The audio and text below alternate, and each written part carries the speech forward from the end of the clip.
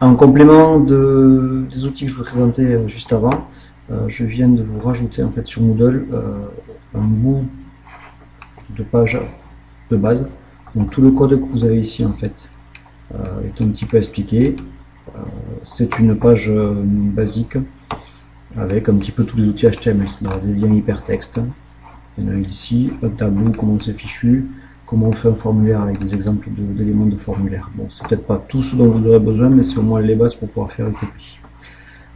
Les outils dont on va avoir besoin. Donc cette page, je l'ai réalisée en fait dans un traitement de texte qui est ici Notepad++, qui me permet d'avoir une coloration syntaxique, mais vous pourrez faire votre page dans n'importe quel traitement de texte pour ceux qui sont limités avec leurs ordinateurs par leur entreprise.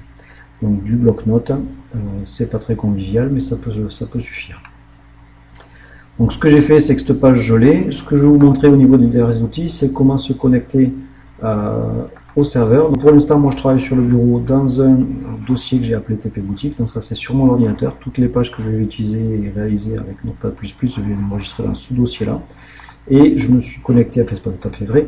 Pour l'instant, je vais me connecter en FTP à tiny.camtools.fr dans votre dossier C4 2015. Donc si jamais ça change dans les avenirs, vous aurez le bon numéro. Donc pour ça, j'ai le compte élève-élève. Pour ceux qui sont en local et qui travaillent sur Webicam, ben, vous aurez des outils similaires et on verra ça en TP. Donc là, je suis en FTP et j'ai le dossier distant. Donc moi, je vais toujours travailler dans le test Jordi Frère, test JF, et vous pouvez voir aussi les pages au fur et à mesure sur ce dossier-là. Pas très rapide. Donc actuellement, je vais créer un nouveau dossier, solution TP boutique vidéo. Comme ça, vous pourrez trouver la solution que je vais donner en zip et la solution que je vais faire au fur et à mesure à travers ces tout. Donc la première des choses, je vais vous montrer un tout petit peu cette page HTML que je viens de réaliser et qui est sur Moodle. Donc je vais la déposer, si j'y arrive, dans ce sous-dossier. Là, il faut peut-être que je rentre dedans. Et je vais la tester directement avec mon navigateur. Donc ici, je vais aller sous tiny.icam-toulouse. C'est le tiré du 6, pardon, pas le tiré du 8, slash élève, slash C4 2015. Il me semble qu'il y a un underscore ici. Donc je viens dans le dossier dans lequel je travaille. Et dans ce dossier, je vais aller ouvrir la solution vidéo que je suis en train de faire, TP boutique vidéo. Donc juste pour voir la page que je vous donne, en fait, ici j'ai un hyperlien qui n'est pas fonctionnel pour l'instant. Vous irez voir le code pour comprendre un petit peu.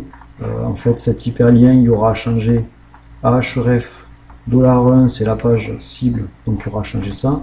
Dièse 2, c'est ce que vous allez afficher à l'écran. Donc pour l'instant, cet hyperlien, effectivement, il y a dièse 2. Mais si je regarde dans la partie basse, si j'essaie de cliquer dessus, il n'y a rien qui se passe parce que ça va rien dire. Ici, vous avez un bout de tableau. Donc si je regarde le code, c'est ce que je vous ai mis ici.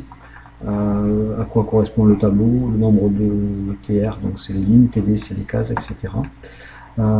Et ensuite vous avez un formulaire avec dans ce formulaire un champ texte tout bête, un champ masqué, donc je les retrouve, j'ai un champ texte ici, texte, j'ai ici un champ masqué pour les mots de passe, j'ai un champ caché donc je ne peux pas le voir, mais j'ai quand même en fait dans mon code possibilité d'y mettre une valeur. Et ensuite, j'ai ici, je vous propose un menu déroulant avec valeur 1, j'ai fait un copier-coller un peu bête, donc valeur 1, valeur 2, il faudrait que je le repose, ce que je vais faire après. Donc pour l'instant, j'ai valeur 1, valeur 1, donc je vais le corriger pour que ce soit valeur 1, valeur 2, et des exemples de radio-boutons. Donc là, en fait, j'ai mis le même nom partout, ce qui fait que vous avez un ensemble de boutons qui ne peut être sélectionné qu'une seule fois. Donc tout ça, vous l'avez dans le document que j'ai mis sur Moodle, ici, et ça nous servira de base pour pouvoir faire les diverses pages HTML. Voilà, pour ce tuto.